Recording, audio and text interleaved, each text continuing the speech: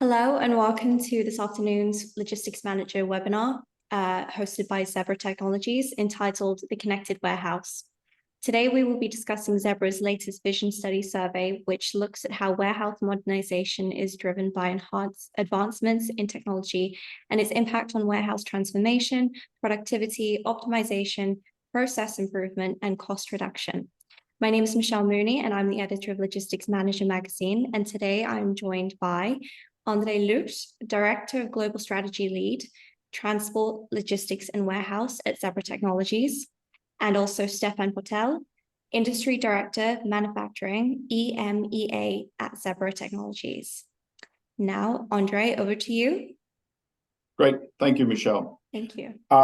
Good morning, good afternoon to everyone. When we think about the warehouses of today, one thing becomes clear is that the picture is changing, and the picture is changing rapidly. Everything is getting faster, more automated, and precise. Speed is not just desired, it's a necessity at this point.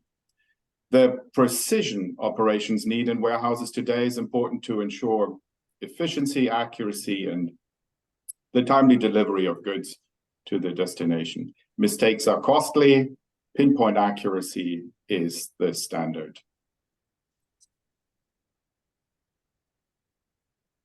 As you guys know only too well, the challenges don't stop there. The labor market is tightening. Access to qualified warehouse staff is limited. All spending and investments are scrutinized. Money has become more expensive. And if you want to predict the economic landscape at any given point, it's like predicting the weather. This is crystal ball reading. Warehouse decision makers, however, the stewards of this environment aren't just standing by. They're gearing up. They recognize the need to invest in technology, and not just technology in the warehouses, but technology to upgrade entire supply chains. Efficiency, safeguarding against future uncertainties, and making sure that we're hitting the goals. That is what's driving the industry. Hitting the goals, that depends very much on a specific environment. Could be delighting the customers, staying compliant with regulatory authorities, or ensuring that the employees are thriving. Let's have a look into the future of warehousing.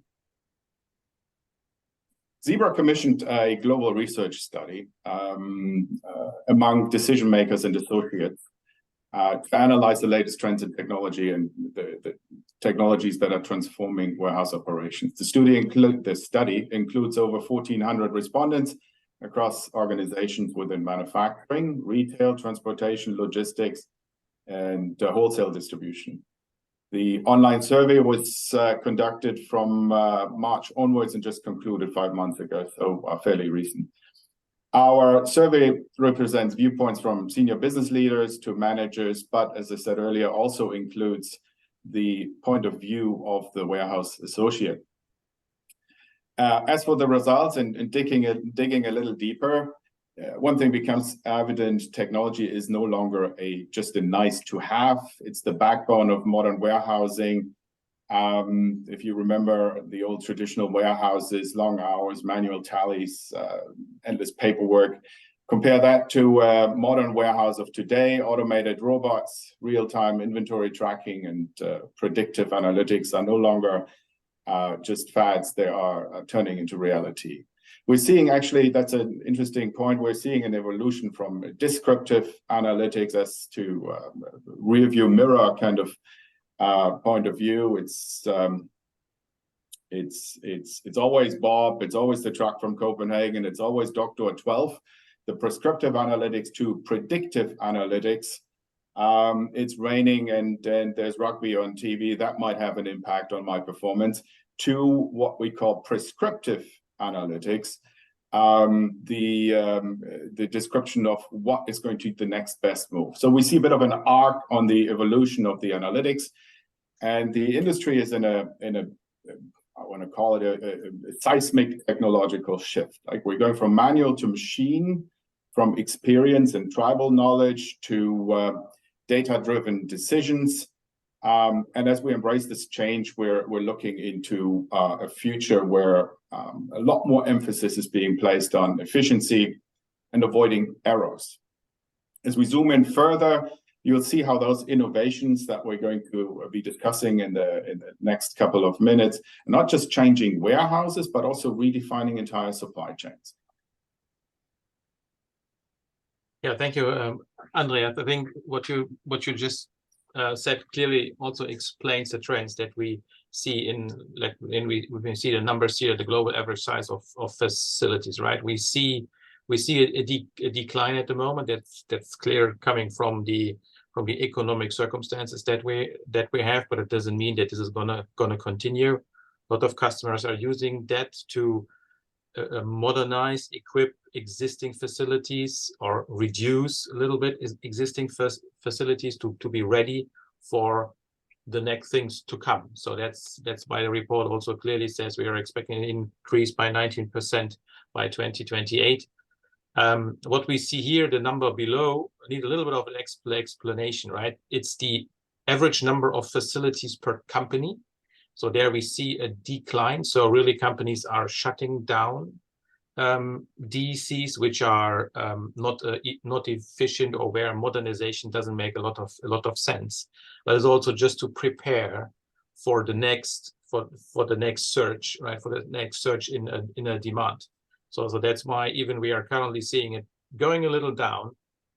We are expecting an increase by 39% in terms of number of facilities, and the average that we have kind of researched in the vision study is that it's around 12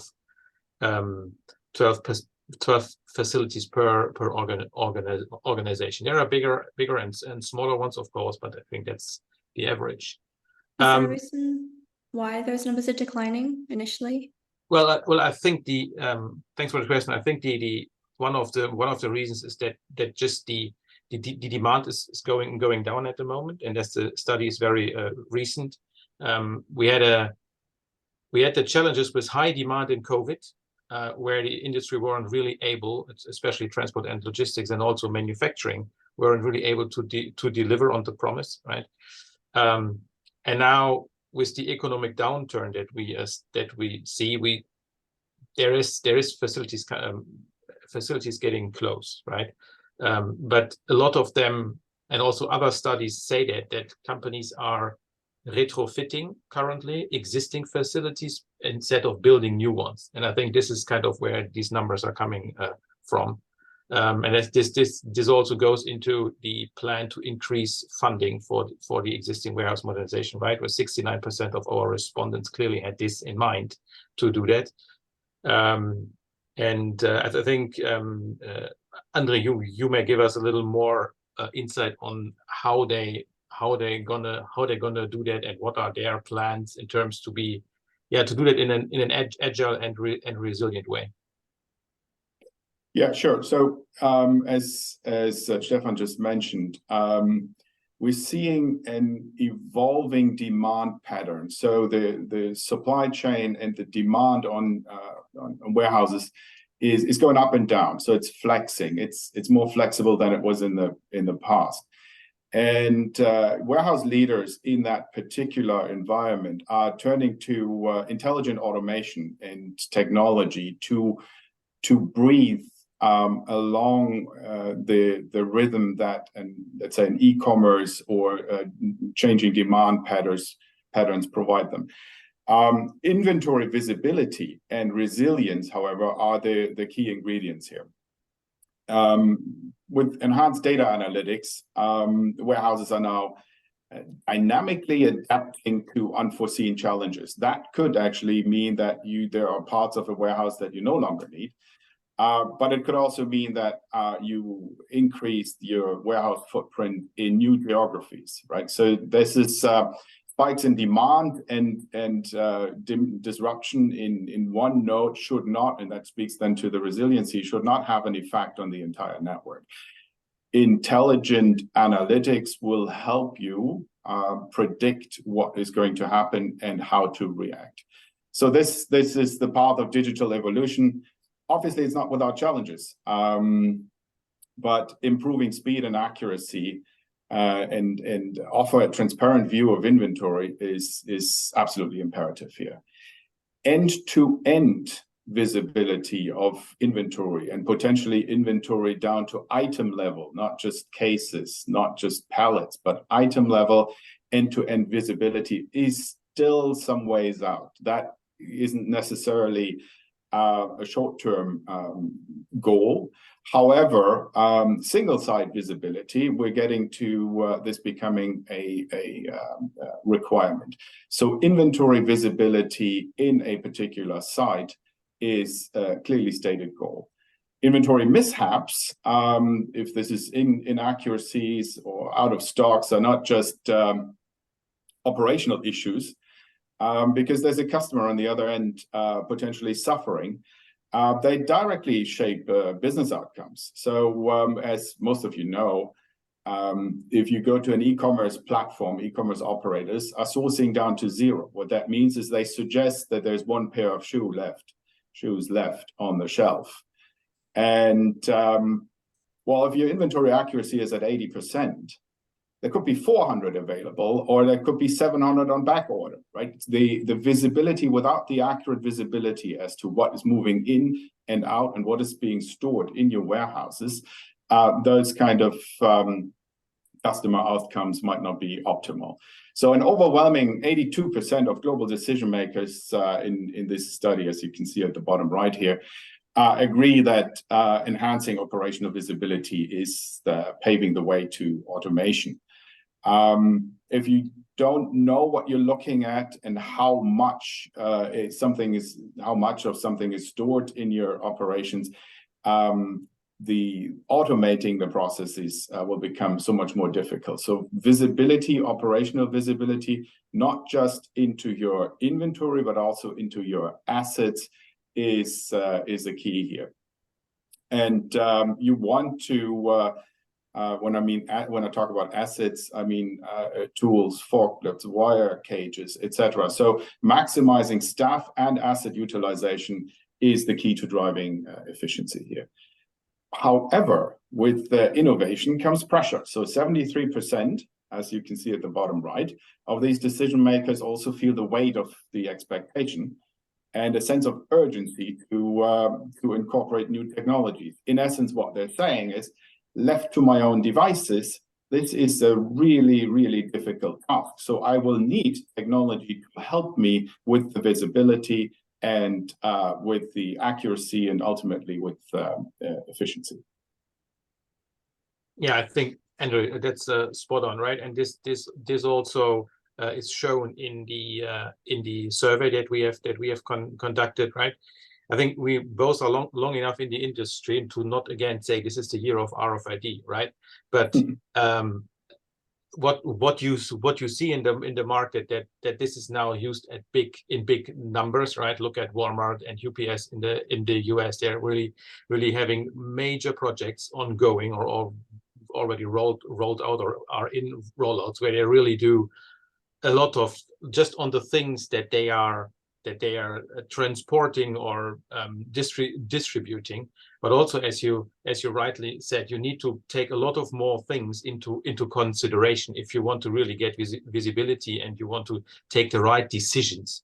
But this shall not come with additional processes for people, right? You don't want to kind of distract the anyhow not enough labor that you have in your facility to kind of do another scan or want to do another data point here with a manual process. So automation of data collection, of sensing is key, and this goes in line when you see the usage of passive RFID tags and sensors shall double in the next coming years, right?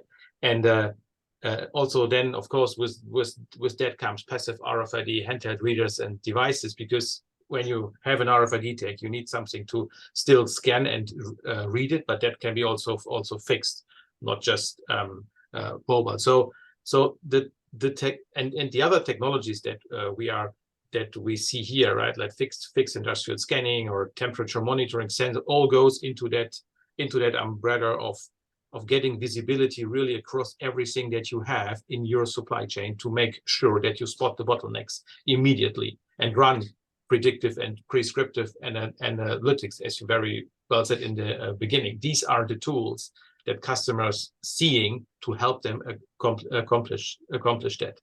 I think what we also, and that's also an interesting figure when we look into the machine vision number. Machine vision, and normally the thing that I'm working in and where I'm gathering data across the markets is more the manufacturing side of things, which always has transport and logistics to it, right? But machine vision is something that is in the manufacturing industry for decades, right? When it comes to quality control and other things. But we also see that more and more coming, and also as a tool to help customers, distributors, transport and logistics companies to really get the visibility they need to make sure that they are ahead of the game when it comes to problems in their supply chain, or in their part of the supply chain. And I think that's a learning also from the times we have behind us, right? 2021, 22 with COVID and all the stress and struggles that we had on the global supply chains, to really be more aware and earlier aware of things that are coming, and not depending on someone sitting there awaiting a delivery, and after a couple of hours say, the truck should have been here a couple of hours ago, and now you're stuck with these sensors, with these technologies. You really get that competitive advantage. And you see the growth rate is 23 to 24. So it's really surging. And this is why these existing facilities and distribution centers get now equipped with these new technologies. That's what we really see in the market. Is there, do you find that there's an urgency to adopt a bunch of different types of technologies in order to increase those efficiency levels that we saw on the previous slide? And if so, how are operators going about doing that? I can take a first step on this. Yeah. So just one first. I read this recently, and I thought it was kind of cute, relating to the RFID or passive RFID proliferation. It's an overnight sensation, 20 years in the making, right? So we're all anticipating that this might be the year, but as I'm similar to Stefan, we've been in the industry long enough we see indications that this is going to drive a lot more efficiency, but there are other technologies here too. So going back to your initial question, Michelle, some of those technology adoption is to some extent born out of a limited access to labor. So what we see is a lot of warehouse operators trying to capture more data, capture more granular data, and they need to do this, so that's a market requirement, without being able to invest more in people, as in more people. That the people side doesn't necessarily scale. The demand of the data that needs to be captured, and the granularity of the data, and the real-time, so latency, the real-time nature of the data, that is increasing. And there's very little you can do if you can't have access to, if your labor pool is limited. These technologies are just your, I don't want to say your only way out, but it is one of the possibilities to get to that kind of data, with the granularity and latency and real-time nature that you need. And if you look at this, passive RFID, fixed industrial scanner, and smart sensors, together with machine vision, that is something that you will be able to get to that kind of data that would help you to make smarter decisions going forward. Yeah, I think that's absolutely right, Anli, right? Because you have less people, and you really need to focus the people on the parts in your operation where they add value, right? Where they really do something that machines can't do. And I think that's why a lot of more automation is coming, because scanning a label, scanning a parcel, something that you can much more easier automate than something like lifting a very specific good or something like. These are the things where you still need, and you will continue to need in the future, manual labor. but at least to a certain extent, I would guess. But all the data collection that is required to have more visibility is something where companies are extremely investing in new technologies at the moment. Yeah. Thank you.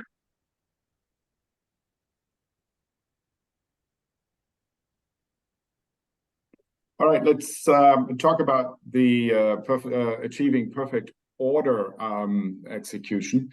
That is something, whether your customers are internal ones, you operate a warehouse and you have internal customers as in a retail location or other distribution partners, or whether you are working as a third-party logistics provider and or fulfillment partner, and you do that for external customers. Achieving perfect order or the perfect order is pretty much the holy grail or the ultimate goal. Customers, end customers, you and I, we're becoming a lot more unforgiving when it comes to delays in items we've ordered online, for instance, or not being able to receive all 3 items that I ordered. I only get 2 and the 3rd item comes the next day, whatever it may be. So that is something that is not going to go away. There are a couple of market leaders that have set the tone here. COVID had us all go online to acquire things.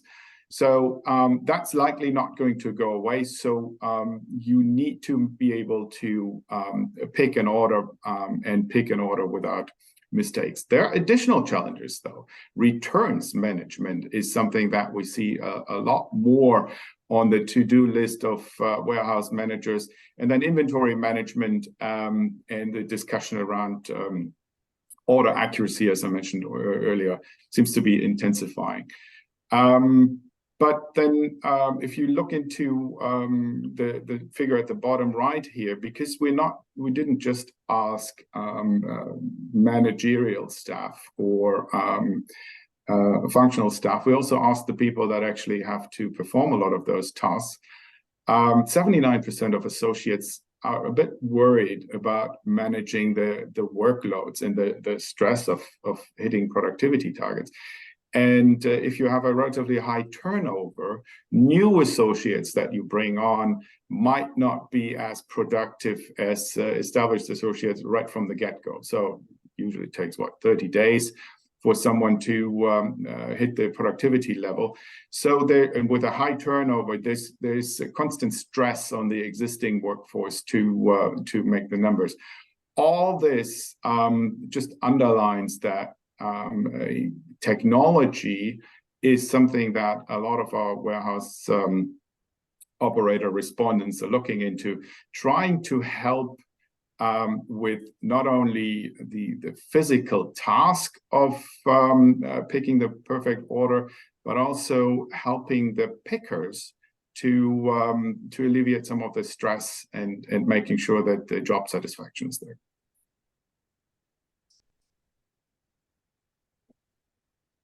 Yeah, I think what you just said, Andre, right, was the companies are under enormous stress from both sides. There is as you said, there is the customer expectation, right, that everything needs to be on time, in best quality. So be there to the promise. On the other hand, this exposes a lot of stress to the workforce. And if you have stress on both sides, somewhere you're running into a problem. And the worst problem is that you can have is if your customer is not satisfied anymore. And there, right, if you're missing SLAs, that's something that really, and you see 81% of the decision makers said there's missing SLAs pose a tremendous financial burden and must be addressed quickly. And this is because if you as a transportation company cannot meet the SLAs that you have with your end user, they're going to look for someone else. And this goes very, very, very, very quickly. What's also interesting, I'm not so much looking into the regions here, but when you look by sector, you see that logistics and warehouse distribution are suffering by that the most, right? So this is really this is something where they're really stressed with. where the other parts of the sector, manufacturing, producing the goods, of course, they also have SLAs they have to adhere to, and the retailer at the end has the SLA to the end customer to have everything on the shelf that they are looking for. But the parties in between those two are suffering most from it. When you look a little where those SLAs get missed and what are the processes in the logistics supply chain, it's around sorting and packing, order picking and put away. Clearly, where so far there's a lot of manual labor involved, and this also goes into what you just said, Andrew. The learning, the ramp up time of people, the turnover of people is really bringing the quality down. From if you have these high churn rates, and with the current labor challenges that we have, you cannot pick the best on the market. You have to take what's there, and then you have to try to see to get them up to quality and up to speed. Is something that can really tremendously kind of hinder you in executing the perfect order, and you are then the participant of the supply chain that gets hit from both sides. Because manufacturing, they are much better than they were before or during COVID. So there's a lot of things getting back. Retail still suffering. We all know that there is still the buying mentality of the end users is not good at the moment due to inflation, etc. So you need really sure that if you have someone who's buying and who's interested in your products, that everything goes super smooth. And this is why SLAs are that important, and this is why the burden or the pressure is on the logistics companies to really meet them, and this goes across the globe. What we can see in the numbers here. Do you see these trends across other industries as well? Yeah, I think, Michelle, as I said, we see that manufacturing is still struggling, right? Mm-hmm. They are still not in the shape that they were a couple of years ago. They have adopted to it. Wouldn't say they are much in advance to transport and logistics, but they also have more. They have more room to address that, right? When you see that we have companies reshoring or nearshoring their operations to de-risk the global supply chains, they're just taking parts of that out or reducing the risk by having the final manufacturing, the final assembly of goods more close to the region they serve, right? Would have someone thought that Chinese battery makers building plants in Western Europe? That's clear, because you're not finding someone at the moment that's taking the risk. When you see what happens with batteries on a ship, right, to transport batteries from China all over the ocean to Western Europe. So that's why big Chinese battery manufacturing companies building plants in Europe next to their end customers. So these are things where how manufacturing is reacting to it. Yeah, and maybe Andre, you have something from your perspective on that as well. Yeah, I think it's fair to say that some industries or verticals have had this problem for a bit longer than others. What we find in the warehouse environment, it used to be fairly labor-intensive kind of environment, whereas manufacturing, because of the repetitive nature of some of the processes, was a lot closer to automation in the past already. And then so you see different, I want to call it technology maturity, if you like, in depending on what sector you're looking into, for a number of good reasons. And the same is true for regions. Some regions lend themselves or have a closer or more of a chance to to deploy automation than others. That's primarily a function of annual labor rates, right? So most all technology needs to pay itself back. There's a return on investment, and that's a function of the local labor rates. So in summary, I would say there's the multiple speeds for good reasons and in different verticals and across different geographies.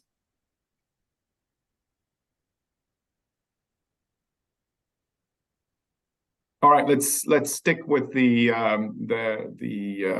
thought of looking into a spotlight on human centered automation, for lack of a better term. So what we see is not a replacement or not an attempt to automate fully. It is more of a strategic augmentation. I know that's a bit of a mouthful, but the whole idea being that technology is being deployed to assist the human and make the human-led task more efficient.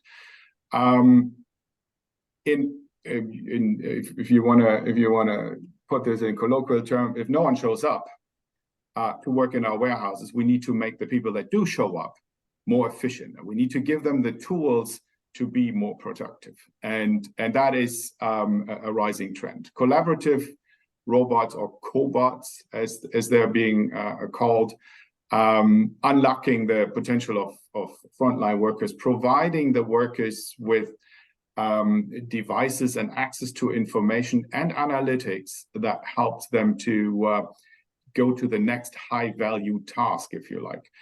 One thing that you see this at the bottom right here, one thing that came out of this study is that a large number of managerial staff is seriously concerned about keeping associates happy and fulfilled.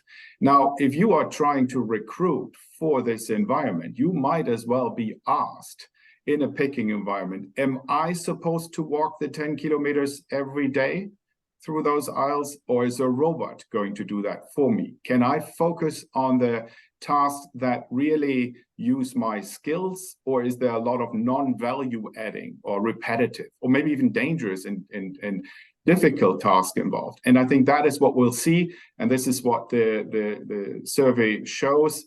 Or warehouse managers in this space placing a premium on a augmented strategic augmentation and a combination of, or a target to equip every worker with the best possible technology to become productive and effective. Yeah, I think what I would like to mention on this slide, or I can also do it here, Michelle, no problem. I think there's a shift in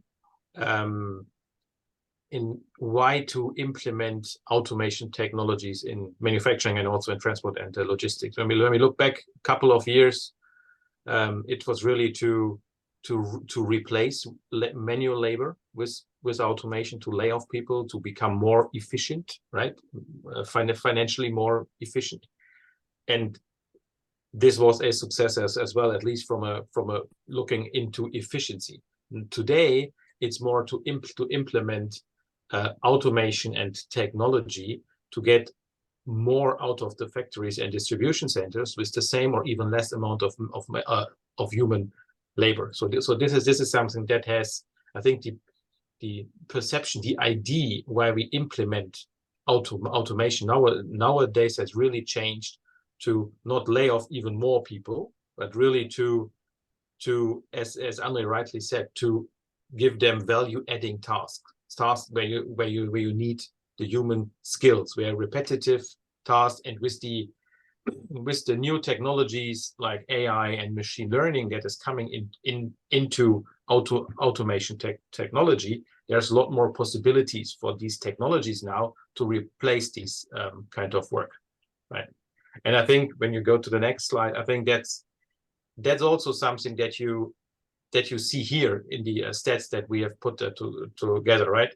More than 85% of associates or of decision makers agree that implementing new warehouse technologies that are really helping them in their mostly physically and also mentally stressful work to really help them focus on what they do, reduce travel times, right? Stay in one or two aisles when you do picking and not walk, I don't know, 4, 5, 10 aisles to grab the very last item and put it onto a cart. Let the robot do that, right? So this is where associates and decision makers are really positive on.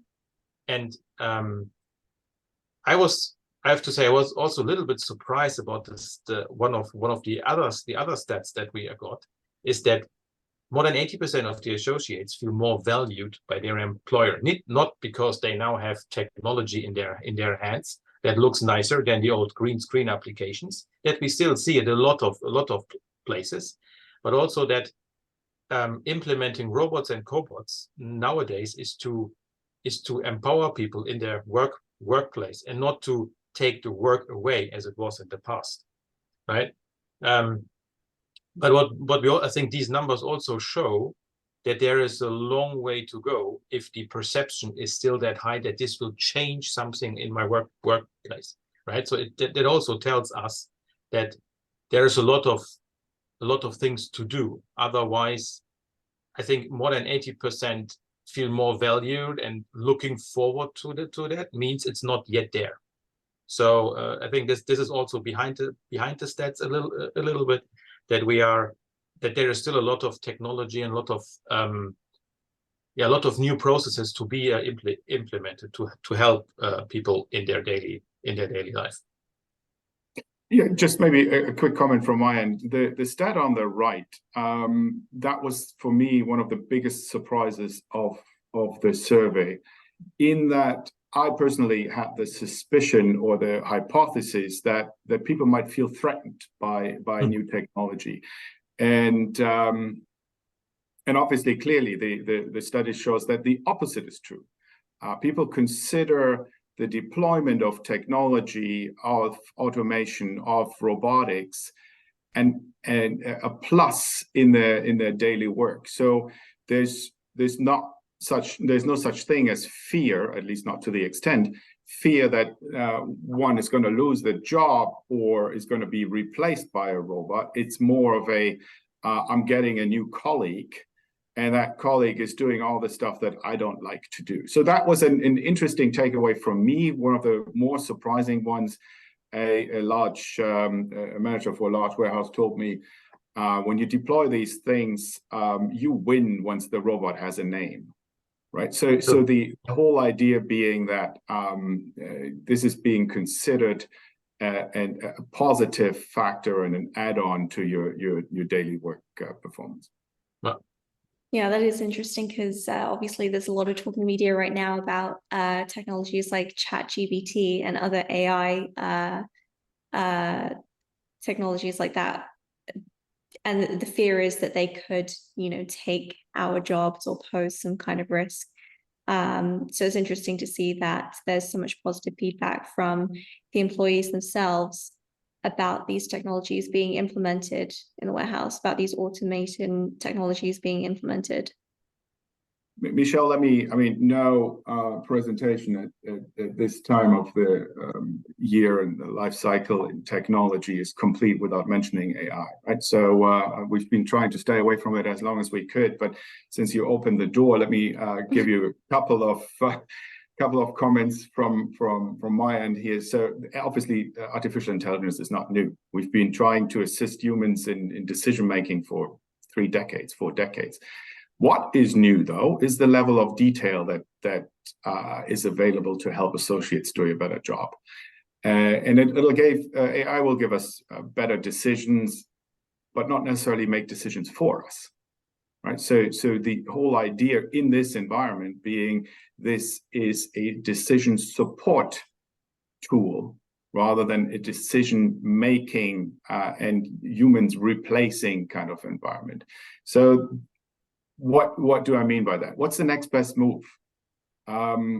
Given what happens around me right this minute, what task should I be doing next? That is a very crucial AI use case that we will see a lot more of, and it'll be a lot more useful, a lot faster in an industrial setting than like in a social setting. If my son wants to, I hope he doesn't, if he wants to write his homework doing ChatGPT, he has the entire universe of ever produced documents at his fingertips.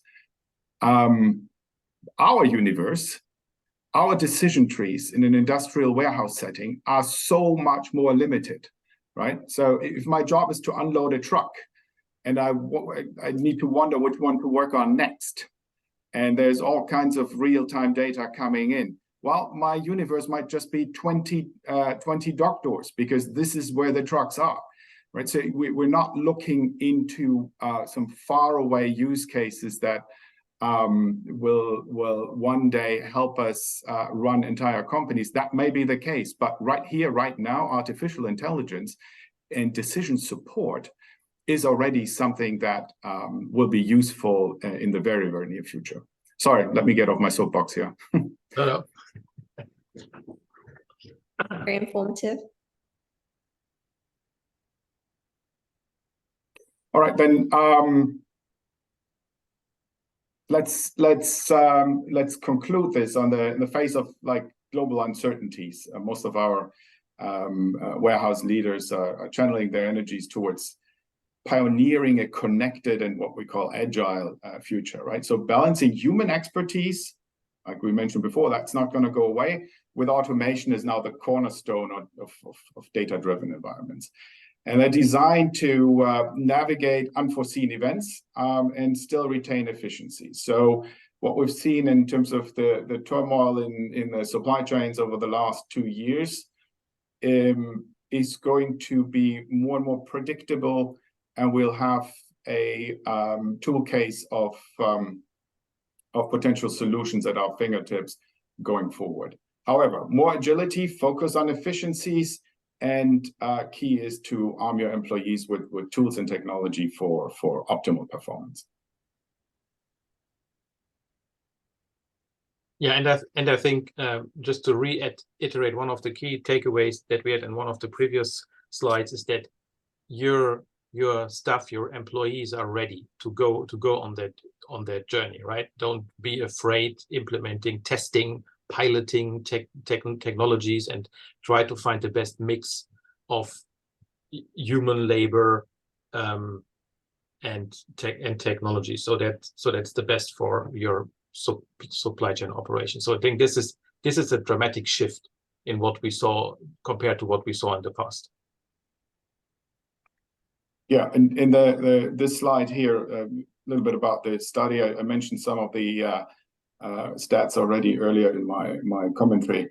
But to take away, there be additional deep dives in insights available in future webinars and publications going forward, focusing on exactly those three cornerstones here. So supply chain resiliency, agility. There were lots of questions that we asked, and it might be worth diving deeper for some of you into some of the feedback that we've received. Perfect order execution, and then automation, augmentation, and labor planning. We, due to the nature of the webinar, just provided you with a high-level overview. Those are specific and focused and a lot more detailed breakout sessions coming soon.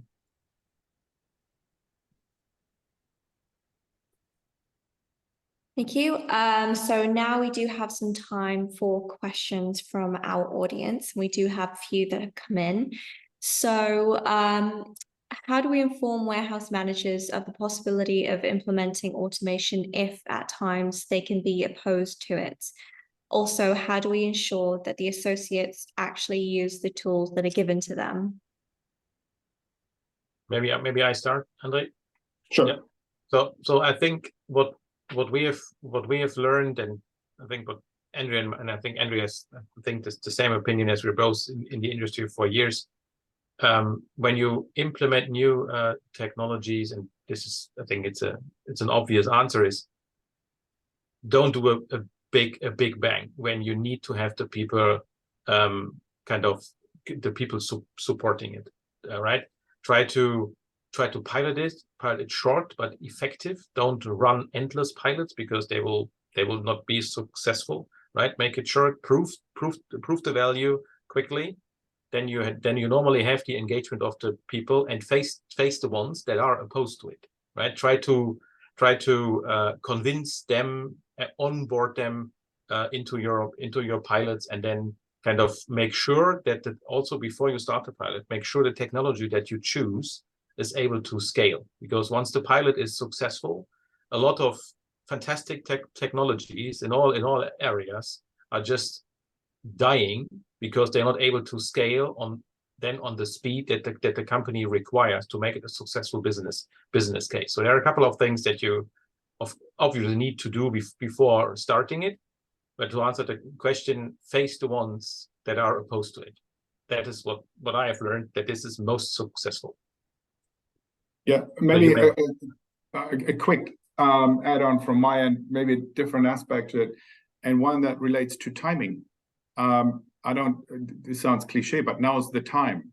Stefan showed earlier in one of the outcomes of the study is that we have a pause in hypergrowth, but everyone is expecting this to come back. So now is the time to find a technology-driven solution to your problem that is not relying on more people.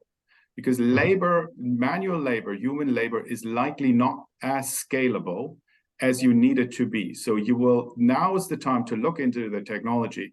And if you want to take anything away, it's the timing. If a year from now, we might find a different period of hyper growth again. And then it's just how quickly can you build new warehouses and what they would look like. Now is the time to find an effective, efficient, productive way to scale to develop technology that supports your existing needs. That is scalable, and that is something that the timing, I think, is great to look into that right now. Thank you. So we have another question as well from the audience.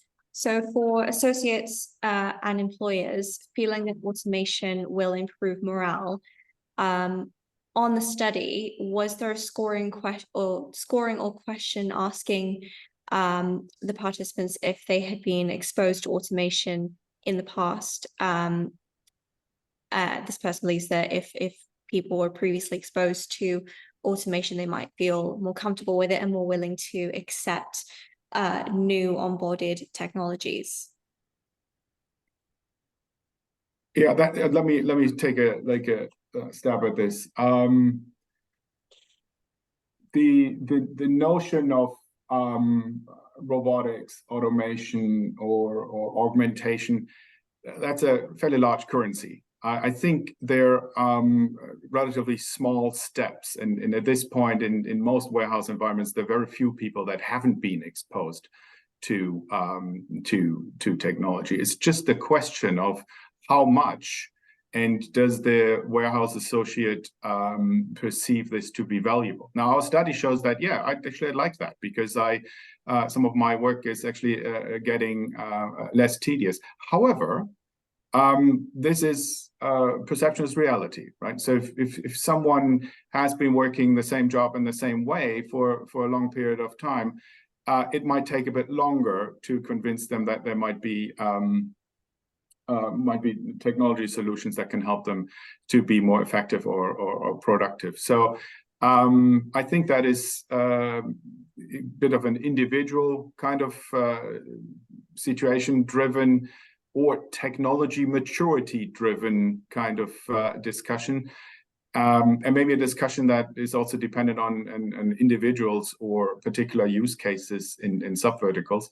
But in general, I think it's a continuation or an evolution of an existing technology footprint. We're not, I don't think there's a desire in the market to fully automate or jump various evolutionary steps here. So it is going to be something that is going to provide value to the associates, and it's going to be happening in incremental steps.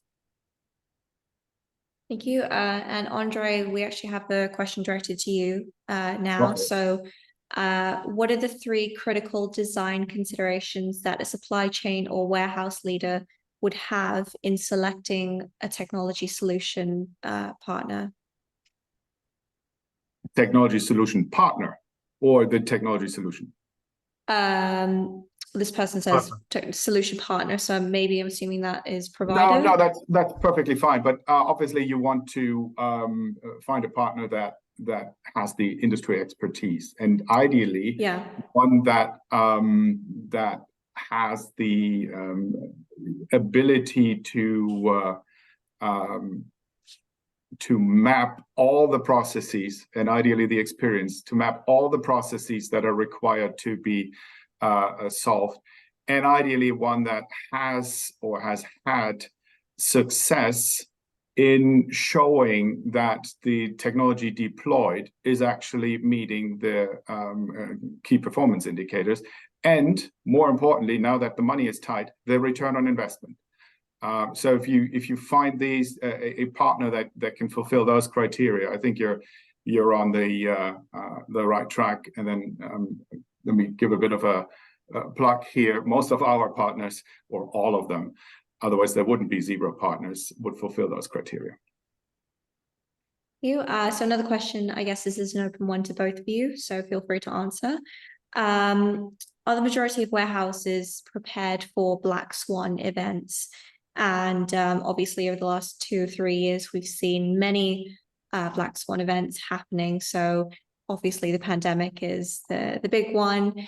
There was the Suez Canal. And since then, there's just been lots of little random happenings across the globe that have affected supply chains. Do you feel like the majority of warehouses are prepared? I think that is, sorry, Stefan, I'll kick it off. No, go ahead. I mean, but I think the majority of, I think that question goes more into a wider supply chain kind of universe rather than an individual warehouse. But these type of events, by the very nature that they're so disruptive, are kind of difficult to plan for. However, the last 5 years, and that goes back then to scenario planning and analytics becoming a lot more powerful. The last 5 years provided us with, as sad as that may sound, with a lot of input variables for some very powerful models. And like Stefan mentioned earlier, people have taken notice and started to look into their supply chain and resilience, started to nearshore, started to shorten the supply chain length, started to widen their portfolio of suppliers, multiple source points. We as Zebra, we make our stuff too. We have followed a similar strategy. So while there might still be and will be guaranteed more black swan events, most warehouse operators and supply chain operators have started to come back with a playbook that would mitigate at least the worst fallout from such events. Yeah, I can just potentially add one of the kind of the bus themes that we have there, right? When we are looking back, it was always lean. It was all just in time. So the supply chains were really thin, were not very resilient because they didn't need to be. And I think a lot of companies are going from just in time back to just in case. Just in case something happens, I have someone else who can help me in that black swan event if I'm lucky, and it's not a global one, right? Where you cannot be prepared for everything. But the last years, as you nicely said, Andre, right? A lot of new variables came into play, and companies have adopted to that, and we see that in the manufacturing sector as well, where really, as you said, the sourcing of materials, the nearshoring of operations into the markets that are served to kind of meet the SLAs, or name it, delivery times, right? So that's things that where companies have learned the hard way to have more resilient supply chains and to better cope with those, well, to try to be prepared to cope with new black swan events. So given that Zebra has been doing the study for a number of years, aside from a couple of the outcomes that you already mentioned, was there anything else that you found surprising? I'll kick this off. If you follow the popular press, or if you follow the media in general, you get the idea that we're just relatively close to doomsday. What I took away from the study is this inherent optimism in the group that and this is professional optimism, right? This isn't just warehouse operators don't usually get filed in the dreamer category, right? So that is something that is steeped in realism, and there seems to be an outlook that says we will go back to double-digit growth figures. We're just finding ourselves in a situation that currently the demand isn't there, and we have to react to this too, right? I mentioned this earlier, the system needs to breathe, that we need to be able to scale up and scale down.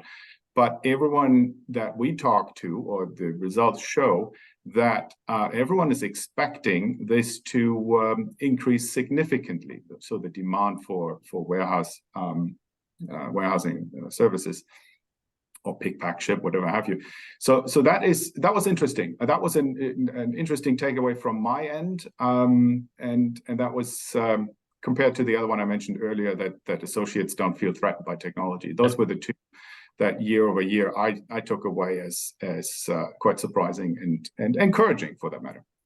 Yeah, maybe I can just add one sentence to that. I was at an event earlier this week where also a lot of studies were shown, a lot of technology was presented, and the engagement of the audience, all transport and logistics companies, the interest in kind of implementing new technologies, become more resilient, be more automated, make a better use of labor, right? This was really encouraging to see that. The event was fully booked, a lot of engaged customers there, and from all the big third-party logistics providers. So really a good mix of the industry, and you saw that they are all kind of, as you said, we need to breath, and we are in a moment where they all think, okay, what is the next best step? What can we do now to be prepared for the future? And I think this is also shown in the numbers, combined with the surprisingly high value on the acceptance by the workforce. Yeah, it was more positive than we have thought, coming out of the pandemic, going into a global, I want to call it recession because it's not everywhere in the world, but coming into global difficult economic situation, right?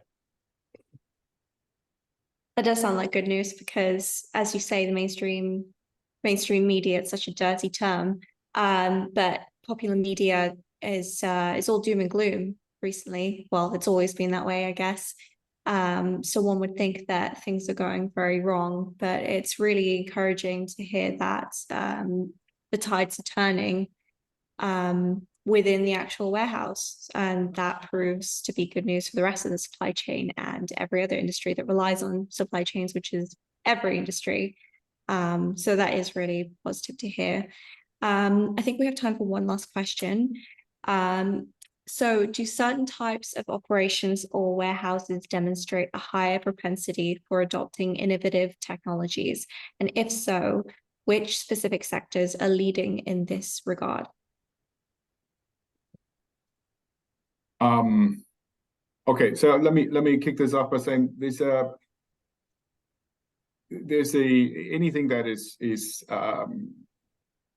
repetitive, anything that is dangerous, anything that's difficult for humans to do has always been a candidate for technology. But what we find in this particular day and age is if there's manual labor that and warehouses are notorious for needing the flexibility of manual labor and decision making at the edge, or basically with the warehouse associate. Where that happens, that is the new use case. So basically equipping people that you can't automate. It's very difficult to automate some of the warehouse processes. But what you can do is you can provide those people that perform those manual tasks with better technology. So there's less idle time, they are more productive, they're more effective, and as we've learned, more satisfied. So that's one thing that we see. So right now, if to summarize that, I would go and look into areas that still need to be done manually. I mean, conveyors have been around forever, but that still need to be done manually. But if there's a way to turn that human into a more productive human, that would be my first take to look. Yeah, and I think with my kind of manufacturing lens, I think when we're looking, right, the assembly and those things, they are fully automated for decades, right? A lot of adjacent processes that are still more manual than you would think. So I think this is when you look into aside the traditional distribution warehouse, when you look into warehouses that are supplying to manufacturing or to production lines, there is also still a lot of room to implement the latest and greatest technology, especially with the new capabilities that we have with machine learning and AI and kind of model detection and those things where machines can really help with repetitive work in these areas. I think that would be my final comment to that. Yeah.